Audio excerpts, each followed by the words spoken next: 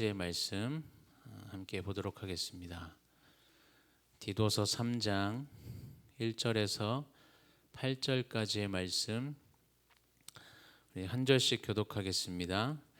너는 그들로 하여금 통치자들과 권세 잡은 자들에게 복종하며 순종하며 모든 선한 일 행하기를 준비하게 하며 아무도 비방하지 말며 다투지 말며 관용하며 범사의 온유함을 모든 사람에게 나타낼 것을 기억하게 하라. 우리도 전에는 어리석은 자요 순종하지 아니한 자요 속은 자요 여러 가지 정욕과 행락의 종노릇한 자요 악독과 투기를 일삼은 자요 가증스러운 자요 피차 미워한 자였으나 우리 구주 하나님의 자비와 사람 사랑하심이 나타날 때에 우리를 구원하시되 우리가 행한 바 의로운 행위로 말미암지 아니하고 오직 그의 긍휼하심을 따라 중생의 씻음과 성령의 새롭게 하심으로 하셨나니 우리 구주 예수 그리스도로 말미암아 우리에게 그 성령을 풍성히 부어 주사 우리로 그의 은혜를 힘입어 의롭다 하심을 얻어 영생의 소망을 따라 상속자가 되게 하려 하심이라. 이 말이 미쁘도다. 원하건대 너는 이 여러 것에 대하여 굳세게 말하라. 이는 하나님을 믿는 자들로 하여금 조심하여 선한 일을 힘쓰게 하려 함이라. 이것은 아름다우며 사람들에게 유익하니라. 아멘. 우리 옆에 분들에게 한번 인사해 볼까요? 사랑합니다. 축복합니다. 참 잘 오셨습니다. 여러분 사도 바울이 고린도 교회에 보내는 편지의 내용들을 우리 기억해 보시면 이 고린도라는 도시가 그 당시 굉장히 성적으로 문란한 타락한 도시였죠.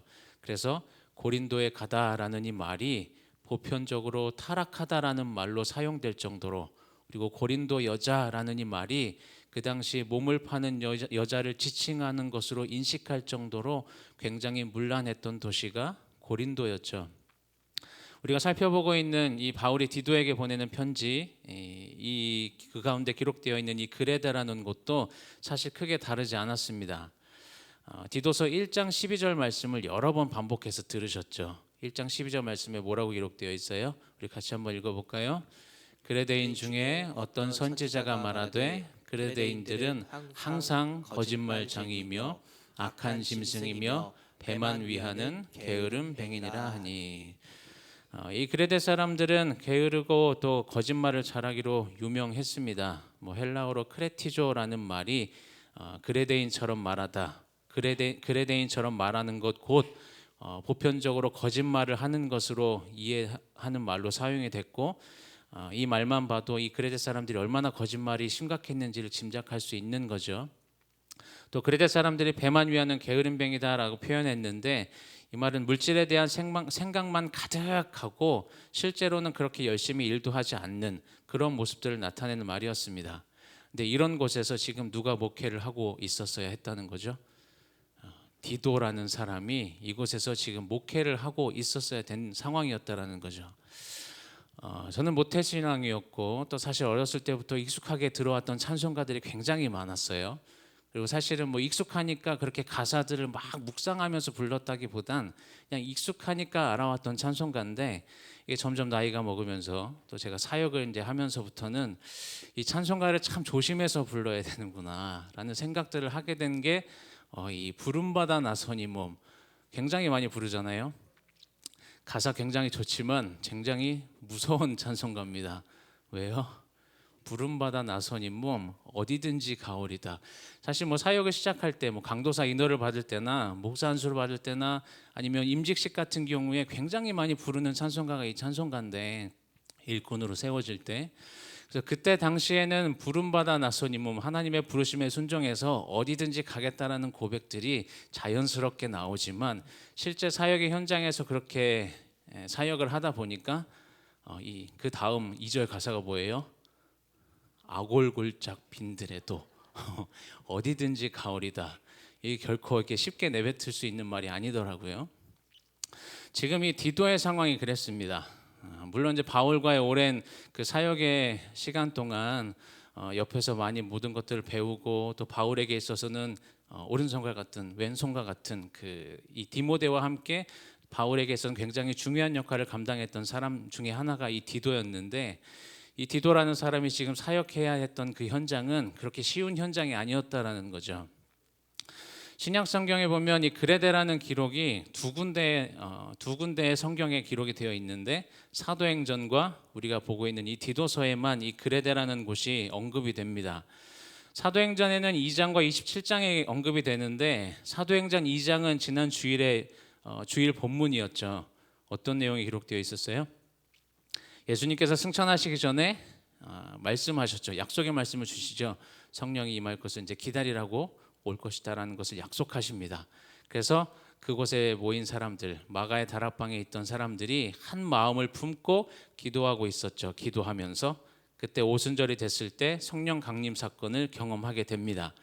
성령을 경험한 그 사람들에게 나타난 현상이 뭐였어요? 그들이 다른 언어로 하나님의 큰 일을 말했다라는 것이 지난주 주일 설교 본문 가운데 나왔던 내용입니다. 이때 오순절이라고 말씀드렸고, 많은 사람들이 이 절기를 지내기 위해서 예루살렘에 찾아왔을 때 여러 사람들이, 이 120명의 사람들이 각자 다른 언어로 이야기하는 거, 자기 나라의 언어를 듣고 그걸 들었을 때 많은 사람들이 그때 이제 복음에 대해서, 하나님의 큰 일에 대해서 듣게 되는데, 이때 기록된 내용들을 보면 사도행전 2장 11절에 그 무리들 가운데는 그레데인도 있었다라는 기록을 찾아볼 수가 있습니다.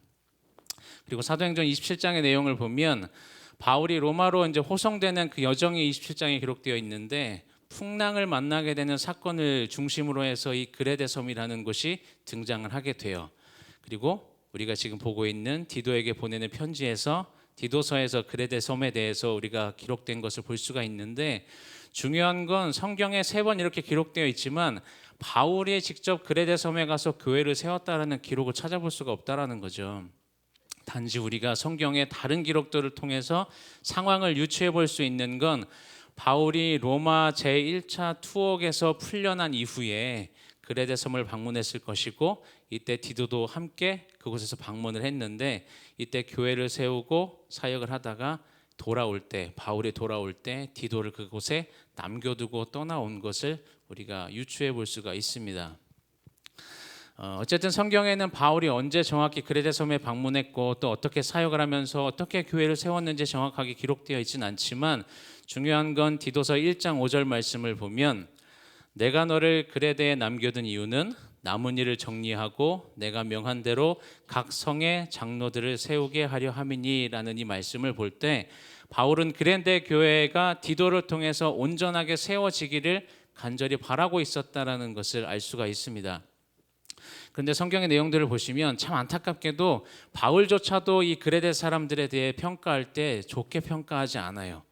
1장의 내용들, 특히 1장 16절의 내용들을 보면 그들은 입으로는 하나님을 안다고 이야기하지만 행동으로는 부인하는 삶을 살아가고 있고, 그들은 굉장히 가증하고 완고한 사람들이어서 전혀 선한 일을 하지 않는다, 선한 일을 하지 못한다라고 평가했던 사람들이 이 그레데 사람들이었습니다.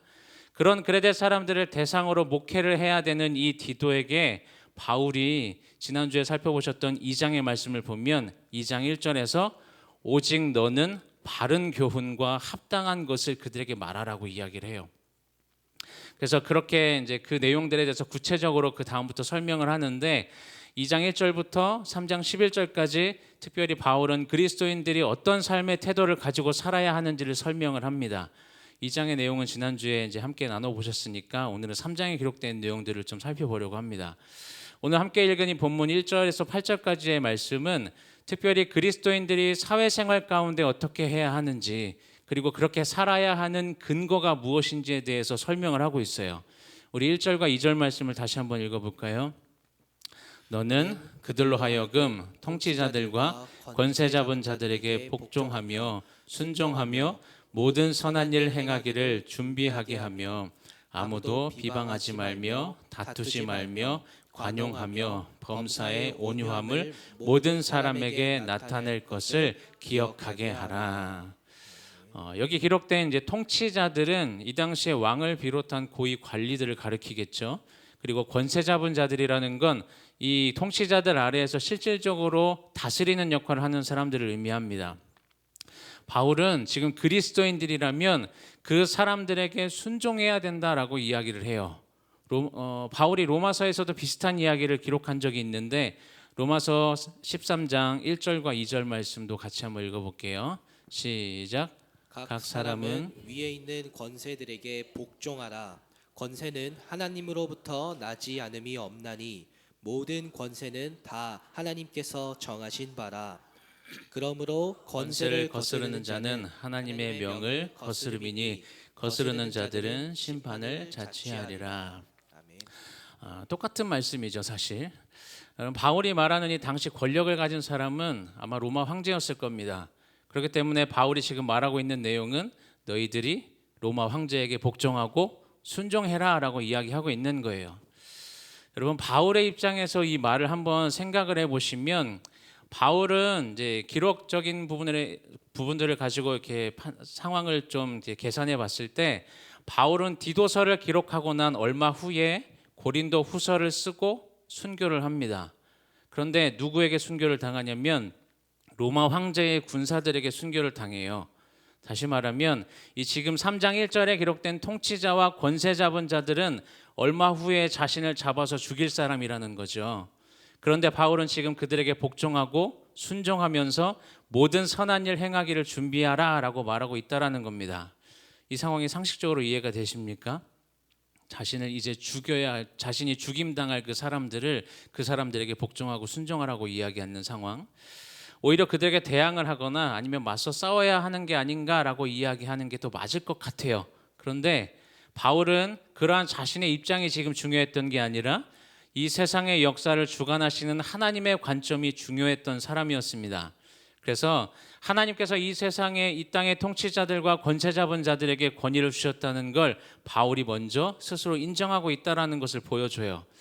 상식적으로 생각할 때 이러한 바울의 모습이 우리가 이해하기가 쉽지가 않지만 그 권위를 인정하라고 말하는 그들에게 곧 잡혀서 죽임 당할 텐데 그들에게 복종하고 순종하라는 것이 이해가 되진 않지만 바울은 그렇게 해야 되는 이유에 대해서도 설명하는데 그렇게 하는 것에 대해서 설명할 때 그것이 바로 선한 일 행하기를 준비하는 것이다라는 것으로 설명을 합니다.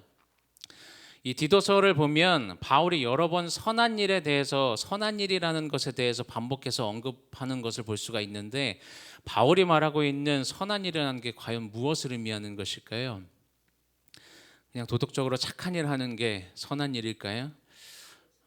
네, 이 부분은 뒤에서 한 번 더 정리를 하겠지만 어쨌든 지금 바울은 비록 자신이 잡히더라도 비록 자신이 순교하더라도 자신의 뜻 가운데 하나님의 뜻이 이루어질 것을 믿는 확실한 믿음이 있었기 때문에 이러한 말들을 할 수 있었던 거죠. 바울은 2절 말씀에 보면 이 땅의 통치자들과 권세 잡은 자들에게 순종하라는 그 말씀 다음으로 그리스도인들의 삶의 태도에 대해서 구체적으로 4가지를 이야기합니다. 그 4가지 중에 첫 번째가 아무도 비방하지 말라는 거예요. 비방하지 말라는 건 모욕하거나 독설을 퍼붓지 말고 또 정확하지 않은 어떤 소문들로 인해서 다른 사람들을 공격하지 말라는 겁니다. 여러분, 비방이라는 건 결국 그 마음의 뿌리가 다른 사람을 희생시키고 공격해서 결국 내가 더 높아지려고 하는 욕망 때문에 생길 수 있는 그 여지가 많기 때문에 그래서 결국은 그것이 교만이라고 이야기할 수 있는 것이고 새벽에도 말씀드렸죠. 그것이 교만이라고 말씀드릴 수 있는 거고 바울은 지금 그래서 아무도 비방하지 말라라고 먼저 이야기를 합니다. 두 번째는 다투지 않는 것을 이야기하는데 여러분, 다투지 않으려면 누군가와의 관계에서 다투지 않으려면 무엇이 있어야 돼요? 무슨 마음이 있어야 돼요? 네, 사랑하고 뭐 이런 거 다 중요한데 결국은 양보할 수 있어야 다투지 않을 수가 있습니다. 네, 상대방에 대해서 우호적인 자세를 유지할 수 있어야 다투지 않을 수 있다라는 거죠. 다투지 않는 사람은 자신에게 유리한 방법만 선택하지 않습니다. 이러한 사람들은 믿지 않는 사람들과의 관계 속에서도 마찬가지고 그 관계를 굉장히 소중히 여기면서 상대방에게 초점을 맞추는 사람이기 때문에 그렇게 상대방에게 우호적인 상황을 또 양보할 수 있는 마음을 가질 수 있어야 다투지 않을 수 있다는 거죠. 세 번째는 관용을 보이는 것을 이야기합니다. 여러분, 믿는 우리도 우리 안에서 때때로 어떤 문제가 발생했을 때 상황을 보면 그 상황 가운데 당연하게 도움을 필요로 하는 사람이 있고 그 도움을 필요로 하는 사람에게 집중해야 되는 게 맞는데 그런데 우리는 때때로 그러지 못하고 그 상황에 대해서 잘잘못을 따지면서 죄를 지적하고 상대방을 적으로 간주하는 경우가 굉장히 많습니다. 그래서 그러한 상황 가운데 누군가는 상처받고 누군가는 관계가 또 어려워지는 그런 경우들을 굉장히 많이 우리가 경험하게 되는 거죠. 관용을 보이는 사람은 나의 유익보다 다른 사람의 유익을 더 생각하는 사람이기 때문에 그 사람들은 자신의 말과 행동에 있어서 굉장히 신중을 기할 수밖에 없다라는 거죠. 네 번째는 범사에 온유한 것을 이야기하는데, 이 온유라는 말은 쉽게 훈련이 잘 되는 것을 의미해요.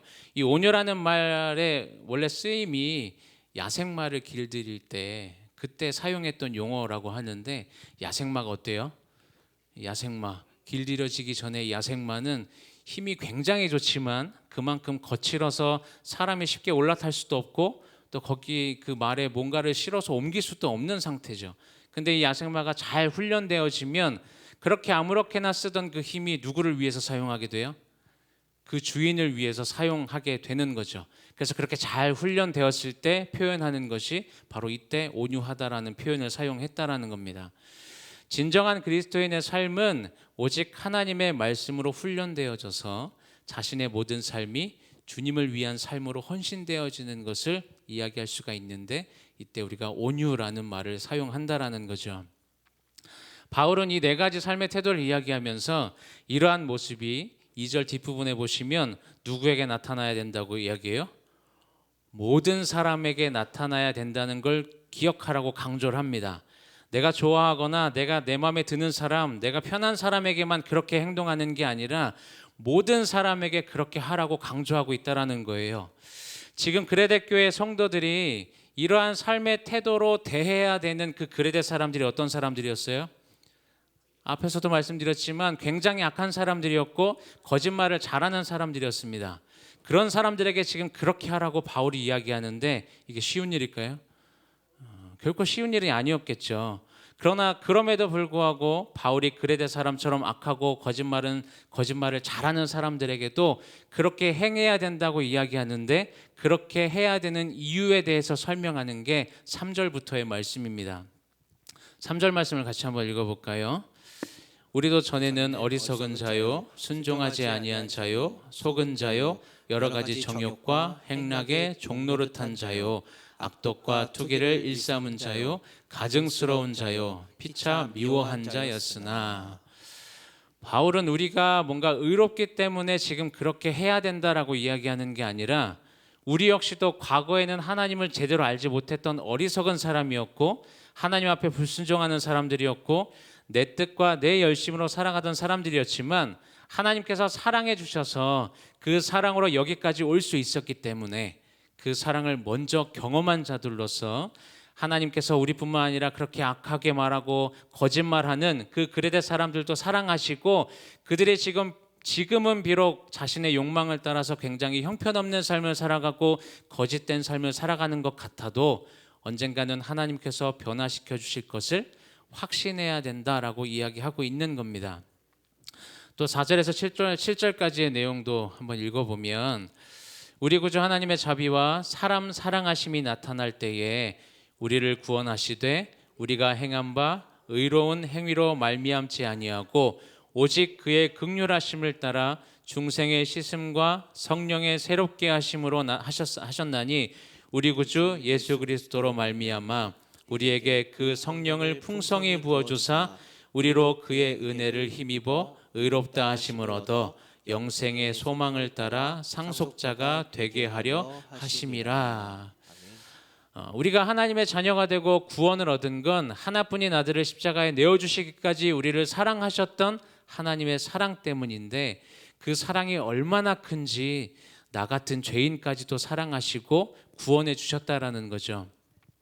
그렇게 구원의 은혜로 인해서 이젠 우리가 하나님의 자녀로 살아가면서 우리는 우리의 구원을 점점 완성해 가야 하는 이 땅에서의 끊임없이 성화의 과정을 거치면서 살아가야 하는데, 그 성화의 삶이라는 것이 우리의 능력으로 가능한 게 아니라 우리에게 성령을 풍성하게 부어주셨기 때문에 가능한 것이고, 그렇게 우리를 영원한 삶을 살아가기에 합당한 그러한 상속자가 되게 하셨기 때문에, 그렇기 때문에 우리는 모든 선한 일 행하기를 준비하는 삶을 살아가야 하고, 앞에서 언급한 것처럼 그 그리스도인들의 삶의 태도가 모든 사람에게 나타나야 하는 것을 기억하는 그런 삶을 살아가야 한다라는 것을 사도 바울이 지금 강조하고 있는 겁니다. 그래서 8절 말씀을 마지막으로 보면, 이 말이 미쁘도다. 원하건대 너는 이 여러 것에 대하여 굳세게 말하라. 이는 하나님을 믿는 자들로 하여금 조심하여 선한 일을 힘쓰게 하려 함이라. 이것은 아름다우며 사람들에게 유익하니라 라고 이야기합니다. 바울은 지금 디도에게 전한 내용을 지금 굳세게 말하고 힘있게 선포하고, 결론적으로 하나님을 믿는 그 사람들로 하여금 선한 일에 전념할 수 있게 하라고, 선한 일에 열심을 내도록 하라고 강조하고 있는데, 앞에서도 질문 드렸죠. 바울이 지금 반복해서 말하고 있는 이 선한 일이 과연 무엇인가? 선한 일은 단순히 우리가 생각하는 도덕적인 착한 일을 이야기하지 않습니다. 혹은 우리가 말씀을 묵상하고 찬양을 열심히 하는 신앙적인 행위를 나타내는 것도 아닌 거죠. 바울은 2장 14절에 이렇게 기록해요. 그가 우리를 대신하여 자신을 주심은 모든 불법에서 우리를 속량하시고 우리를 깨끗하게 하사 선한 일을 열심히 하는 자기 백성이 되게 하려 하심이라. 사실 이 말씀은 오늘 본 본문에도 똑같은 내용이 반복해서 기록되어 있는 내용입니다. 하나님께서 예수님을 십자가를 통해서 우리를 깨끗게 하시고 구원하신 건 분명한 목적이 있으시고, 근데 그 목적을 바울은 선한 일에 열심을 내는 자기 백성을 되게 하려 하신다라고 말을 하고 있습니다. 여기서 선한 일은 단순히 윤리적으로나 아니면 도덕적인 착한 일을 말하고 있는 게 아니라, 바울이 말하는 그 선한 일은 하나님의 뜻과 목적에 맞는 일을 의미하는 거죠. 다시 말하면 하나님의 그 계획하심과 목적대로 하나님의 일하심의 도구가 돼서 이 세상 가운데 하나님의 뜻을 이루어가는 것, 무엇보다 세상 가운데 그 구원의 은혜를 전하는 것, 이것이 바로 바울이 말하는 선한 일이라는 겁니다. 그렇기 때문에 곧 자신이 붙잡혀 죽임당할 그 대상들에게도 세상을 주관하신 하나님께서 허락하신 그 권위를 인정하고 그 권위에 순종하라고 말할 수 있는 건, 그것이 바로 하나님의 뜻인 것이고, 그렇게 하는 것이 하나님의 그 선한 일이라는 것을 바울이 알고 있었기 때문이라는 거죠. 여러분들은 지금 하나님의 뜻과 목적에 맞는 선한 일에 열심을 내며 살아가고 계십니까? 혹시 지금 어떤 일에 내가 열심을 내고 있는데, 혹시 그 일이 하나님의 뜻보다는 그냥 나의 뜻에 맞는 그 일에 우리가 열심을 내고 있는 모습은 아닌지 다시금 좀 돌아보시기를 바랍니다. 여러분, 우리는 늘 조심해야 돼요. 내가 옳다고 생각하는 일, 내가 선하다고 여기는 그 일에 우리가 열심을 내고 일하다가 혹여나 거기에 좋은 결과가 나타나면 우리는 너무나 쉽게 내가 선택했던 그 일, 열심을 냈던 그 일이 하나님이 원하시는 일이었다라고 너무나 쉽게 단정짓고, 또 그러한 일로 인해서 너무나 쉽게 교만해질 수가 있는 게 우리들의 모습이기 때문에, 그렇기 때문에 우리는 늘 조심해야 합니다. 우리는 늘 지금 내가 열심을 내고 있는 일이 하나님의 뜻과 목적에 맞는 일인지를 늘 점검해야 하고, 또 내가 열심을 내고 싶지 않은 그 일, 내가 열심을 내거나 하고 싶지 않은 일이라고 해도 그것이 말씀에 비추어서 선한 일이라면 내 느낌과 생각에 상관없이 늘 하나님이 하시는 일이 옳은 일이라는 것을 우리가 고백하면서 순종할 수 있어야 한다라는 거죠. 하나님이 하시는 일은 옳은 일이다라고 고백하는 건 전에도 한번 말씀드린 적이 있는데, 우리의 생각과 우리의 기준과 우리의 판단과 상관없이 하나님께서 행하시는 모든 일이 옳은 일이고, 우리가 생각하고 느끼는 방향과 어떤 그 생각이 전혀 다르다 할지라도 그 하나님의 일하심에 대해 이 바울처럼 우리가 수긍하고 인정하기를 결단하는 것이 하나님이 하시는 일은 옳은 일이다라고 고백하는 그 고백 속에 담겨진 의미라는 겁니다. 바라기는 여러분들 모두 하나님의 선한 일을 행하시고 하나님이 하시는 일이 모든 일이 다 좋은 일이다라고 고백하며 살아가시는 믿음의 성도들이 되시기를 주님의 이름으로 축원을 드립니다. 우리가 왜 그렇게 살아야 하냐면, 우리는 하나님의 뜻에 또 하나님의 목적에 맞는 선한 일에 열심을 내야 하는 구원의 은혜를 경험한 하나님의 자녀들이기 때문이고, 그러한 삶을 살아가기 위해서, 그러한 삶을 살아내게 하시기 위해서 하나님께서 우리를 부르셨기 때문입니다. 우리의 노력과는 상관없이 예수 그리스도의 십자가의 희생으로 인해서 우리에게 구원의 은혜가 허락되어졌습니다. 우리에게 허락되어진 그 은혜로 인해서 우리가 하나님의 백성으로 하나님의 자녀로 살아갈 수 있게 된 만큼 하나님께서 우리를 부르신 그 자리에서 우리를 부르신 그 목적대로 하나님의 선한 일, 하나님의 뜻과 목적에 맞는 일에 더 열심을 내면서 최선을 다하는 삶을 통해 하나님의 영광을 더 크게 드러내며 살아가시는 저와 여러분들의 삶이 되시기를 주님의 이름으로 축원을 드립니다.